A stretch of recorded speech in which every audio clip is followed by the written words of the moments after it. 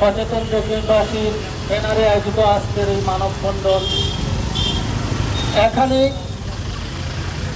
আমরা যারা উপস্থিত হয়েছি জকিগঞ্জের প্রায় 3 লক্ষ মানুষের প্রতিনিধিত্বকারী মানুষ এখানে উপস্থিত হয়েছে। জকিগঞ্জ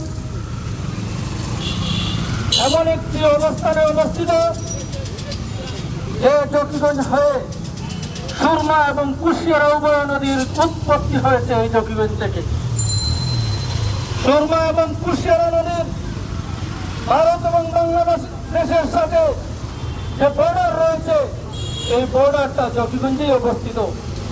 এই দুই নদী বর্ডার বেষ্টিত নদী হওয়ার কারণে এই নদীর ভাঙ্গন বাংলাদেশের মানচিত্রের ভাঙ্গনের সাথে সামিল।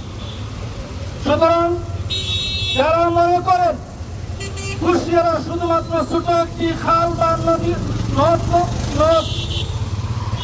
সুরমা একটি নদী, এইগুলো যদি বলেন তাহলে আপনারা ভুলের মধ্যে রয়েছেন।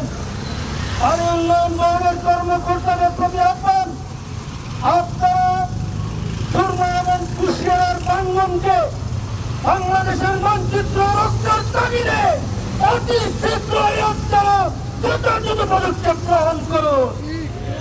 আজকে আমাদের এখানে শহীদ মিনারে যাওয়া হয়েছে, শহীদ চলে আমরা জকিগঞ্জের 3 লক্ষ মানুষকে এই শহীদ মিনারে ডাক দেব।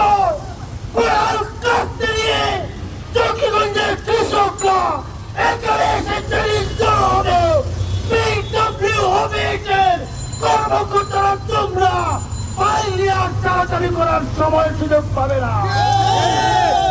সুতরাং তোমাদেরকে শেয়ার করে দিচ্ছি 2012 সাল থেকে হচ্ছে হবে আজ পর্যন্ত 2,500 কোটি টাকার প্রজেক্ট এক থেকে আপনারা উপস্থাপন করতে পারেননি। আপনারা কিসের চাকরি করেন?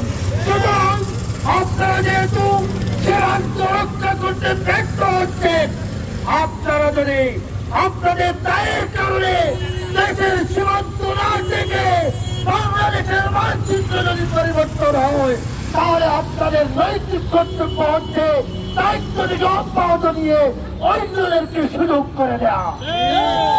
সংগ্রামী ভাইয়েরা আমার কথা দীর্ঘ বলার সুযোগ নেই।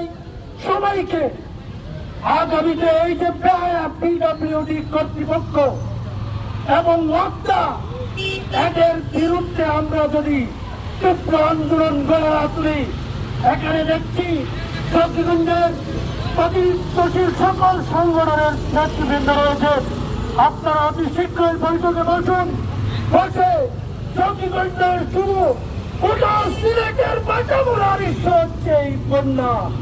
এই বন্যা থেকে পরিত্রাণের জন্য কঠোর কর্মসূচিতে যান, সেই আহ্বান রেখে আমার বক্তব্য এখানেই শেষ করছি। আসসালামু আলাইকুম রহমতুল্লাহ ওয়া বারাকাতুহু।